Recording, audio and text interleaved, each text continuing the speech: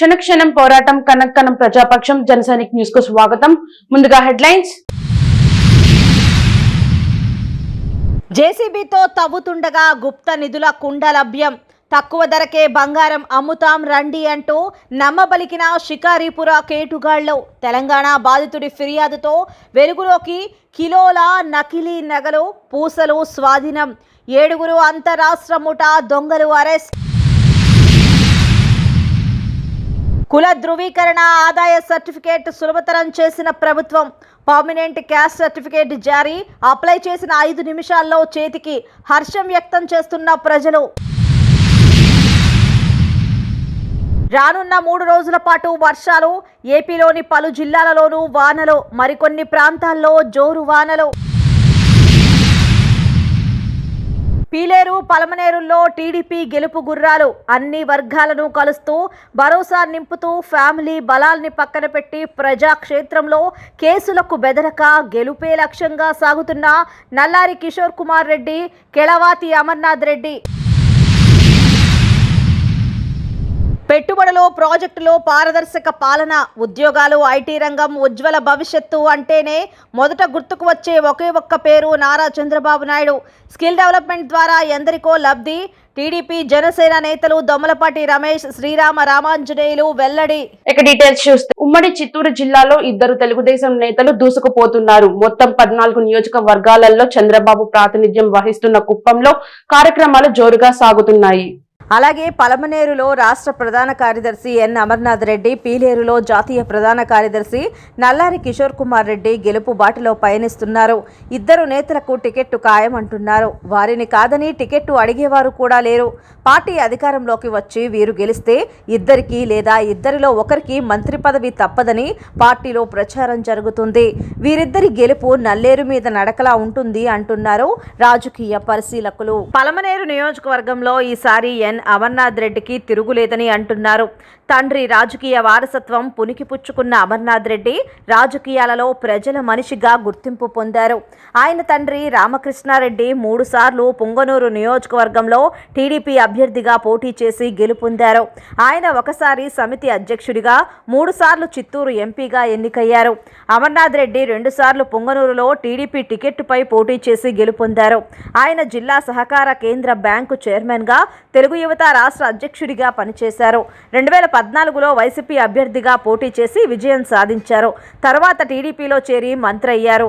2019 ఎన్నికల్లో టీడీపీ అభ్యర్థిగా పోటీ చేసి వైసీపీ అభ్యర్థి వెంకట గౌడ చేతిలో 32,246 ఓట్ల తేడాతో ఓడిపోయారు. ఎన్నికల తర్వాత నియోజకవర్గంలో ఉంటూ పార్టీని పటిష్టపరుచుకుంటున్నారు. లోకేష్ పాదయాత్రలో కీలక పాత్ర పోషించారు. అంగళ్ళు కేసులో బెయిల్ తెచ్చుకున్నారు. చంద్రబాబు జైలుకు వెళ్లిన తర్వాత కూడా ప్రతి గ్రామం తిరుగుతున్నారు. వీరి కుటుంబానికి నియోజకవర్గంలో మంచి పట్టు ఉంది.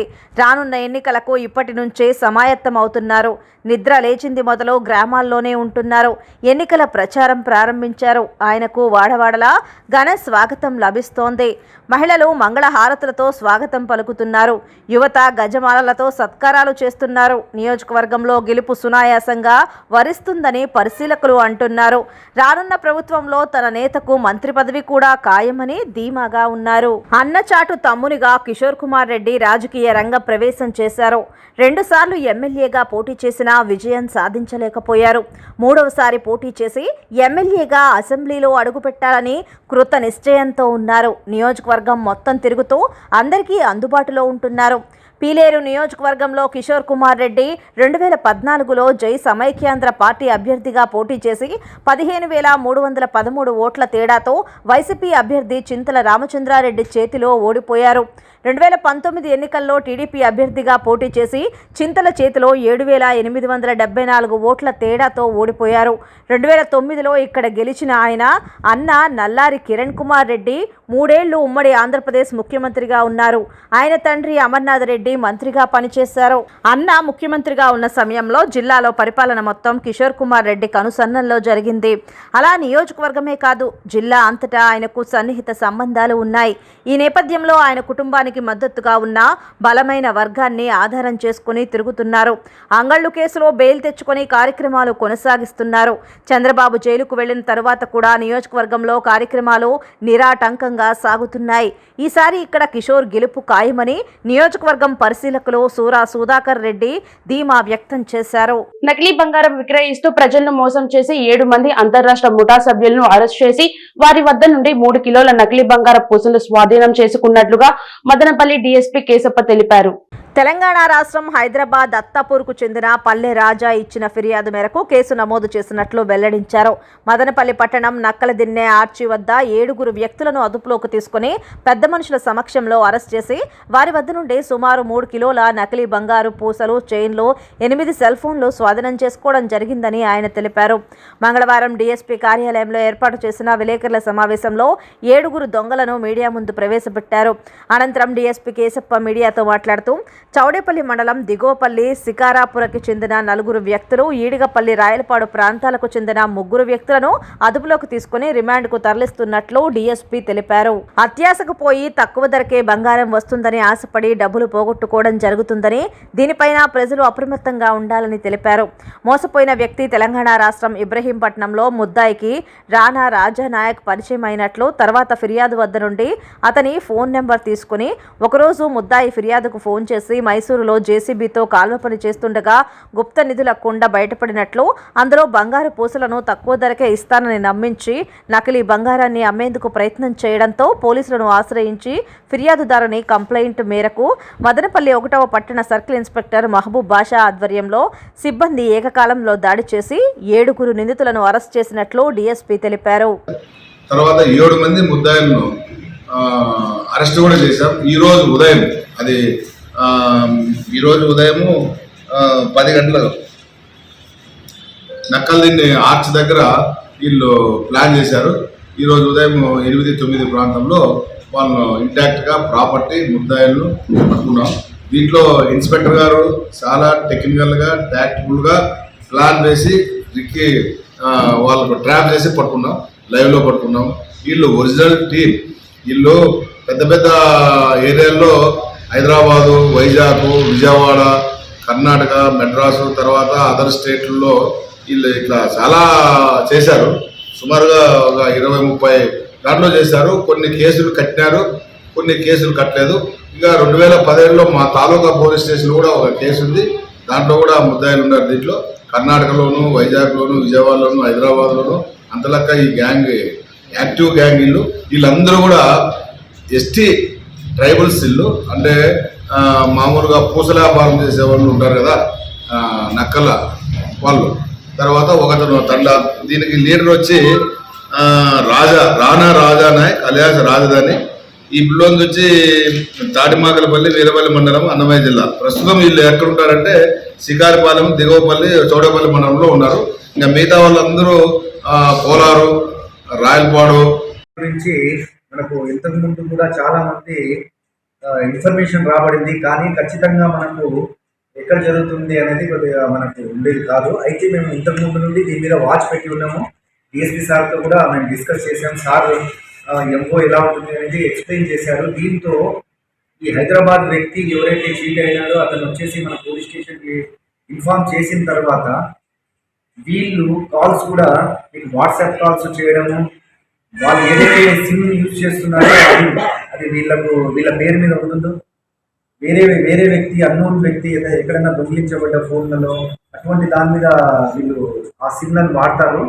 నెక్స్ట్ వచ్చేసి వీళ్ళు ఎక్కడైతే స్కెచ్ చేస్తారో అక్కడ దాదాపు ఉన్నటువంటి వ్యక్తులు దాదాపు 10 మంది నుండి 15 మంది దాకా వీళ్ళకి గ్యాంగ్ చెందిన వాళ్ళు ఉంటారు. వీళ్ళే వచ్చే తర్వాత యాజ్ అ పోలీస్గా రావడం, అక్కడ వాళ్ళని కంప్లైంట్కే భయపడించి వాళ్ళు పోలీస్ స్టేషన్ రాకుండా చేస్తారు. లేదా ఒకవేళ పోలీస్ స్టేషన్కి వస్తారని తెలిస్తే ఇంకొక గ్యాంగ్ వచ్చేసి దీంట్లో మీడియేషన్ చేసేస్తుంది. మేము సెటిల్ చేస్తాము మీకు ఎందుకు అనేసి వీళ్ళు దాదాపు ఒక రోజుకి ఒక 2-3 లక్షలు నష్టపోయే విధంగా అట్లీస్ట్ మినిమం 2-3 lakhs నష్టపోయి అక్కడ సెటిల్మెంట్ చేయడం. ఓటమితో నిరాశ చెందొద్దని యావత్ భారత్ మీతో ఉందని ఆటగాళ్లకు భరోసానిచ్చారు ప్రధానమంత్రి. భారత్ క్రికెటర్లను ఓదార్చిన ప్రధాని నరేంద్ర మోడీ వీడియో సోషల్ మీడియాలో వైరల్ అయ్యింది. అదేవిధంగా భారత ప్లేయర్లు తలెత్తుకోండని కోరారు. దిగ్గజ player Kapil Dev world cup ఫైనల్లో ఆస్ట్రేలియా చేతిలో భారత జట్టు ఓటమిపై దిగ్గజ ప్లేయర్ కపిల్ దేవ్ కీలక వ్యాఖ్యలు చేశారు. మీ ప్రదర్శన పట్ల దేశం హర్షిస్తోంది. ఛాంపియన్స్లా ఆడారు. సగర్వంగా తలెత్తుకోండి. మీ మెదడులో ట్రోఫీ తప్ప మరో ఆలోచన లేదు. మీరు ఎప్పుడో విజేతలుగా నిలిచారని కపిల్ దేవ్ కొనియాడారు. మిమ్మల్ని చూసి ఈ దేశం గర్విస్తోంది. ఇది కష్టకాలమని నాకు తెలుసు. స్ఫూర్తిని కోల్పోవద్దు. యావత్ భారత్ మీకు మద్దతుగా ఉంది అని ఆయన పేర్కొన్నారు.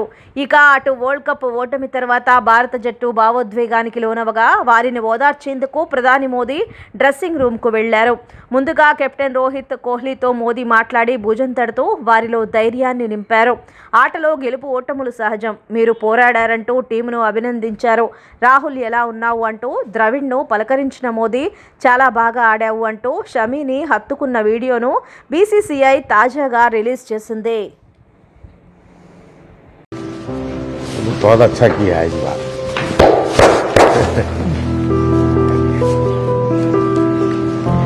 तू तो गुजराती बोलते हो इसने थोड़ा सर तो घर से तो आप लोग बहुत अच्छी मेहनत की है.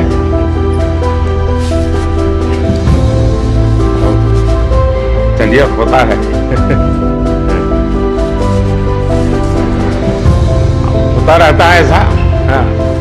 और साथियों भी एक दूसरे को जरा हौसला बुलंद करते चलिए. और जब आप लोग फ्री हो गए कभी दिल्ली आएंगे तो बैठूंगा आप लोगों के साथ. मेरी तरफ से निमंत्रण है आप सबको. హైదరాబాద్ ఎన్నికల ప్రచారంలో మదనపల్లి బీజేపీ నాయకులు బండి ఆనంద్ ముమ్మర ప్రచారం చేపట్టారు. హైదరాబాద్ నగరంలోని ఖైరతాబాద్ అసెంబ్లీ నియోజకవర్గంలో భారతీయ జనతా పార్టీ తరపున పోటీ చేయుచున్న చింతల రామచంద్రారెడ్డి గెలుపునకు ఎన్నికలకు అసెంబ్లీ ఇన్ఛార్జిగా వెళ్లిన మదనపల్లి బీజేపీ నాయకులు బండి ఆనంద్ ఆధ్వర్యంలో ఇంటింటికి ప్రచారం నిర్వహించారు.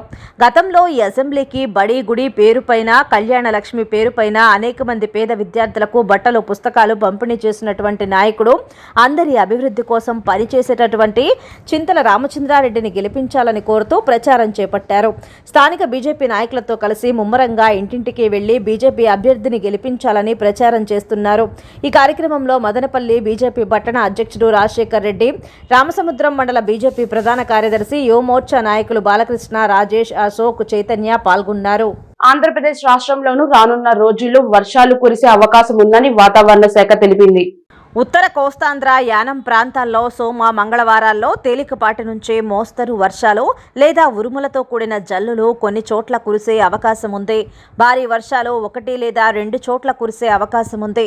ఉరుములతో కూడిన మెరుపులు 1 లేదా 2 చోట్ల సంభవించే అవకాశం ఉందని వాతావరణ శాఖ పేర్కొంది. బుధవారం తేలికపాటి నుంచి మోస్తరు వర్షాలు లేదా ఉరుములతో కూడిన జల్లులు కొన్ని చోట్ల కురిసే అవకాశం ఉంది. ఉరుములతో కూడిన మెరుపులు 1 లేదా 2 చోట్ల సంభవించే అవకాశం ఉంది. దక్షిణ కోస్తాంధ్రతో పాటు రాయలసీమ జిల్లాల్లోనూ మంగళవారం తేలికపాటి నుంచి మోస్తరు వర్షాలు లేదా ఉరుములతో కూడిన జల్లులు 1 లేదా 2 చోట్ల కురిసే అవకాశం ఉంది. ఉరుములతో కూడిన మెరుపులు 1 లేదా 2 చోట్ల సంభవించే అవకాశం ఉందని వాతావరణ శాఖ వెల్లడించింది. తెలుగుదేశం పార్టీ అధ్యక్షుడు చంద్రబాబు నాయుడుకు రెగ్యులర్ బెయిల్ మంజూరు కావడంతో మదనపల్లె, తంబళ్లపల్లె, పీలేరు నియోజకవర్గాలలోని తెలుగుదేశం పార్టీ నాయకులు హర్షం వ్యక్తం చేస్తున్నారు. గుళ్లల్లో పూజలు నిర్వహించారు. యువత భవిష్యత్తు కోసం నిరంతరం కలలుగనే నిజాయితీ గల స్వప్నికుడు, రాష్ట్ర ఉజ్వల భవిష్యత్తుకు అభివృద్ధి సంక్షేమానికి పరితపించే దార్శనికుడు చంద్రబాబు నాయుడు స్కిల్ డెవలప్మెంట్ ద్వారా ఎందరో లబ్ధి పొంది దేశ విదేశాల్లో ఉద్యోగాలు చేస్తూ స్థిరపడ్డారు. అలాంటి గొప్ప బృహత్తర కార్యంలో అవినీతి జరిగిందంటూ కేసులు బనాయించడం సిగ్గుచేటని రాష్ట్ర ప్రభుత్వంపై మాజీ ఎమ్మెల్యే దొమ్మలపాటి రమేష్, జనసేన సీనియర్ నేత శ్రీరామ రామాంజనేయులు నిప్పులు చెరిగారు. నారా చంద్రబాబు నాయుడుకు రెగ్యులర్ బెయిల్ మంజూరు కావడంపై హర్షం వ్యక్తం చేస్తూ మదనపల్లిలో ఉమ్మడిగా తెలుగుదేశం, జనసేన నాయకులు ప్రెస్ మీట్ ఏర్పాటు చేశారు. రాష్ట్ర ప్రభుత్వం తీరును ఎండగట్టారు. దొమ్మలపాటి రమేష్, రామాంజనేయులు సంయుక్తంగా మాట్లాడుతూ ఈ నెల 29వ తేదీ నుండి మరింత ఉత్సాహంతో ప్రజాక్షేత్రంలోకి చంద్రబాబు నాయుడు రానున్నారని చేయాలని స్పష్టం చేశారు. తమ ప్రజా పోరును ఆపలేరని దొమ్మలపాటి రామాంజనేయులు తేల్చి చెప్పారు. స్కిల్ డెవలప్మెంట్లో అవినీతి జరిగిందంటూ అక్రమంగా ఎలాంటి ఆధారాలు లేకున్నా చంద్రబాబు నాయుడుని అరెస్టు చేసి దాదాపు 50 రోజులకు పైగా ఎలాంటి ఆధారాలు చూపకుండా అధికారాన్ని అడ్డుపెట్టుకుని ఇబ్బందులకు గురి చేస్తూ బెయిల్ రాకుండా చేశారు. నిన్నటి రోజున హైకోర్టులో నారా చంద్రబాబు నాయుడికి రెగ్యులర్ బెయిల్ మంజూరు చేస్తూ పేరాల వారీగా క్లుప్తంగా స్పష్టం చేసిందని, ముఖ్యంగా ఆధారాలు సరిగ్గా లేకున్నా అరెస్టు చేయటం వంటివి చెంపపెట్టు అని తెలియజేశారు. జనసేన నేత శ్రీరామ రామాంజనేయులు మాట్లాడుతూ వైసీపీ ప్రభుత్వాన్ని ఇంటికి సాగనంపేందుకు ఇరు పార్టీలు కలిసి ప్రజాగళం వినిపిస్తాయని మండిపడ్డారు.